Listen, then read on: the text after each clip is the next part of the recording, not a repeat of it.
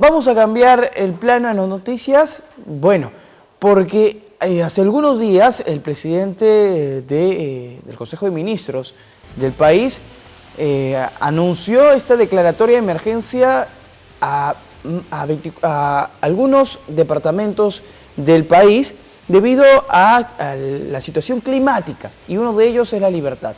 Y también los especialistas mencionan de que estamos a puertas del fenómeno del niño global y también del fenómeno del niño costero. ¿Cuáles son las similitudes, la diferencia entre estos dos fenómenos? Se pronostican que para el 2024 esto llegue a nuestro país, más aún en la región de La Libertad. ¿Qué tanto ha avanzado las autoridades con este tema?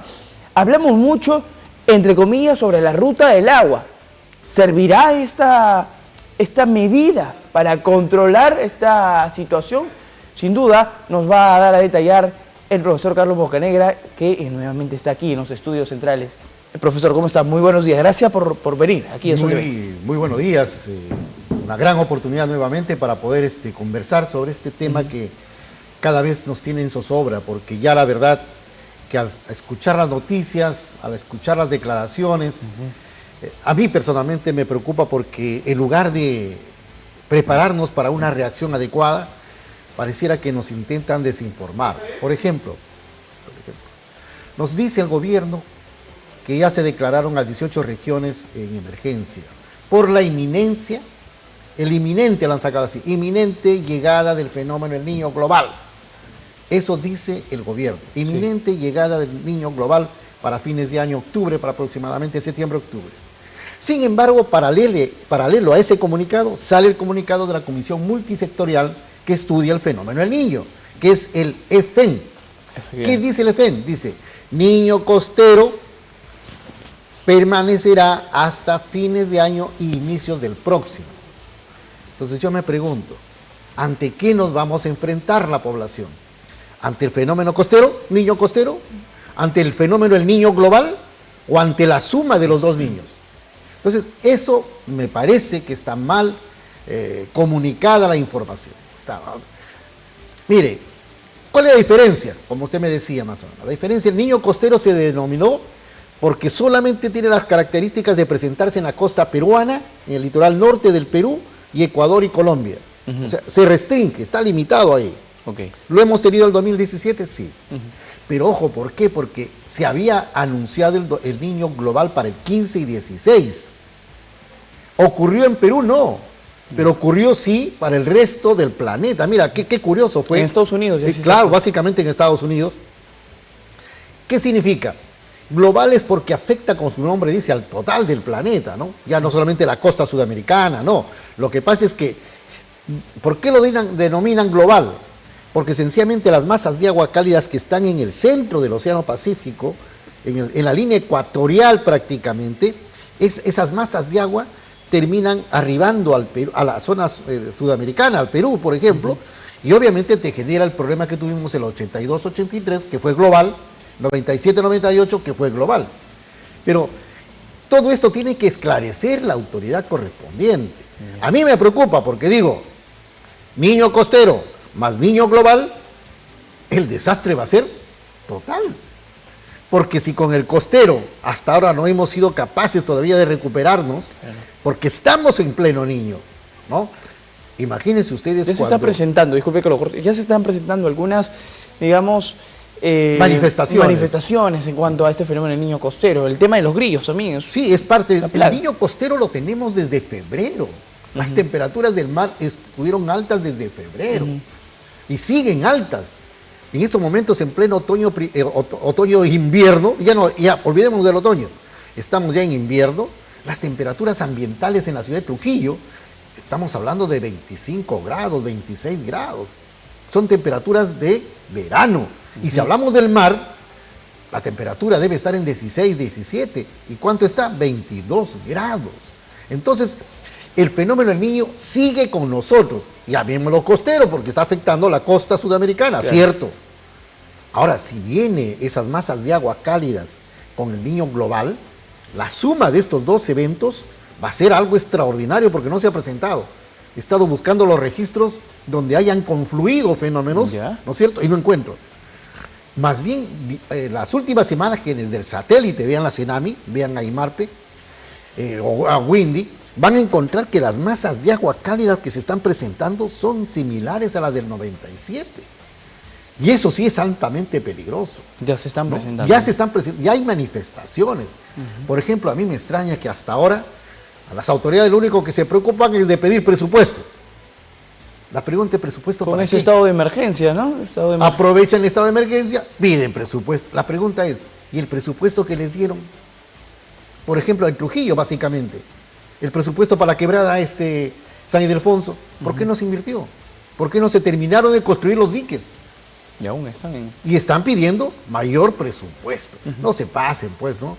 Aquí lo preocupante es que pareciera que cuando tenemos la mirada del niño, lo vemos solamente desde el punto de vista de las lluvias, desde el punto de vista de los desbordes de las quebradas, de los huaicos. No, el niño es mucho más allá que eso. El dengue, producto del niño. No nos llame la atención que luego va a aparecer la malaria, va a aparecer el cólera. ¿Por qué? Porque son características de microorganismos que aprovechan las condiciones climáticas, como es la aparición, por ejemplo, de los grillos. ¿Qué es? ¿Qué condiciones climáticas? La fuerte humedad, el fuerte calor y obviamente las precipitaciones. ¿Estamos preparados? No. Entonces a mí me preocupa pues que pidan presupuesto y al final yo no sé en qué lo invierten, ¿no? Ahora, en estos últimos días hemos estado escuchando de la ruta del agua, profesor. Sí. ¿Qué tanto va a aportar si es que se produce estos fenómenos del niño global y niño costero? Quisiera dar mi opinión que la estoy sustentando, en que para mí es una manera incorrecta, por decirlo diplomáticamente, mencionar la ruta del agua. La ruta del agua, discúlpenme, ya no existe. Claro. Ya no existe. ¿Por qué? Porque está lleno de ¿qué? De urbanizaciones, está lleno de invasión de viviendas. Ya no hay la ruta. Lo que quedan es, por decir de una manera, disculpen, criolla, son 3 acequias, 3 canales, que es la avenida Miraflores, la avenida del Ejército, la avenida 9 de Octubre o Salvador Laga. Pero eso era parte de la ruta del agua. En conclusión, ya no tenemos ruta del agua. Entonces, mal hacemos en hablar de la ruta del agua. Y eso ha llevado a que quieran salvar el centro histórico en el simulacro y quieran desviar el agua hacia el vecino. Entonces, aquí lo que realmente falta es un poquito dejar de ser soberbios. Claro, ¿no? ¿cree usted que con costales, profesor, pueda al menos desviar el agua? Lo pueden desviar, pero lo llevan al vecino. O sea, no sabemos el impacto que va a generar. De repente la cura va a ser peor que la enfermedad. Y todo que se almacena en el distrito de Víctor Larco van a ser los más perjudicados. Lo peor, y en estos minutos donde los oleajes son fuertes, claro, ¿no? El agua está ingresando. O sea, no hay una visión integral. Terrible. Solamente hay voluntarismo, ¿no? Hay una actitud de yo se lo puedo hacer, yo lo puedo hacer. ¿Para qué tenemos colegios profesionales? ¿Para qué tenemos universidades? ¿Dónde se hace ciencia? En las universidades. ¿Dónde se desarrolla la tecnología? En las universidades. Pero se tiene que trabajar ya. Por supuesto, de manera hasta ahora no hacemos eso, no intentamos. Yo lo único que termino diciendo, y viendo, incluso mire ese reportaje donde dice, alcalde, a pesar de la edad que tiene, sus limitaciones, está trabajando él, quiere salvar las vidas, claro, cuando debería ser las autoridades, ¿no? Entonces, eso es un ejemplo de lo que tenemos que hacer los ciudadanos. Perdóneme, yo ya no tengo esperanza en las autoridades.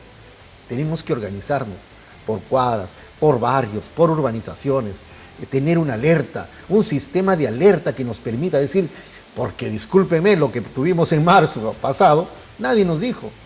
Y la lluvia nos inundó el 10 de marzo, ¿no? Yo recuerdo en sus instalaciones, hemos estado en la noche antes de una entrevista y nos sorprendió la lluvia, mentira. ¿Por qué? Porque el agua ya estaba caliente, lo habíamos dicho en esta emisora el 2 de febrero, ya frente al mar de Trujillo el agua estaba caliente. Y anunciaba, personalmente los dije, van a haber fuertes lluvias.